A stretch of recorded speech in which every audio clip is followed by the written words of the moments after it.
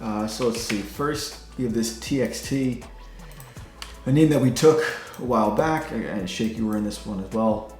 Back in early August, we kind of had a little bit of a breakout, but didn't really have the continuation we were expecting. And then we tried it again more recently last week for like a sneaky buyback, as it came back, it shook down through 70, put in a new pivot, and we want to buy it on the way up back, versus that low.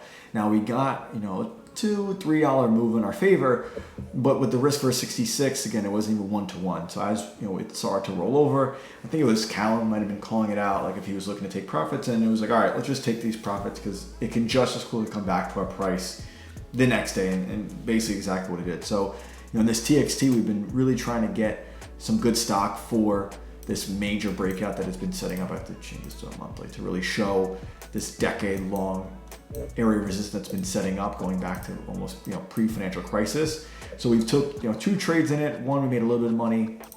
We actually kind of made a little bit of money in both of them, but just still trying to get a good handle of this stock for that eventual move, and maybe that's not going to happen for some time. Again, this has been setting up for more than a decade, so who's to say that on this one little sneaky buyback it's going to go. But at least for now, we've made a little bit of money in it twice, and we'll have to just kind of keep keeping an eye on it, see if we can put in some better pivots and get another trade in it. The one that didn't work was this REZI. This was one, again, if we're zooming out, we can see this IPO high through this 32, 33 area, which is a very significant area we like to keep an eye on. If you think of Snap through its $33 area, it had a nice breakout. So as it came back in this past week, we were looking for a little buy versus kind of the recent area of support in this name, and we just didn't get it. And we bought up through 26 versus 25, and it just simply wasn't ready. And we took the dollar loss in it, and now it's still heading lower.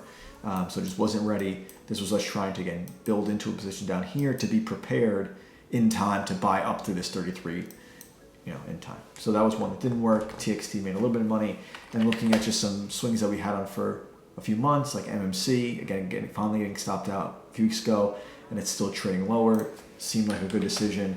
And same with this UPS, after it finally took out support, it still has now that area support, that 188, 190 area is now looking to be resistant. So as it broke support, we finally took the profits, moved on, and now it's continuing to kind of work its way back down, maybe back to where our entry was. So just looking, sometimes it's good to reflect back on prior trades you've taken off to see what happened since you got out. Did the name continue to trade higher, and did it not make sense to get out, or was your exit, was it a good idea? And for some of these, MMC, UPS, all these trades so far, it's all better off that we had gotten out of them than continue to be in them.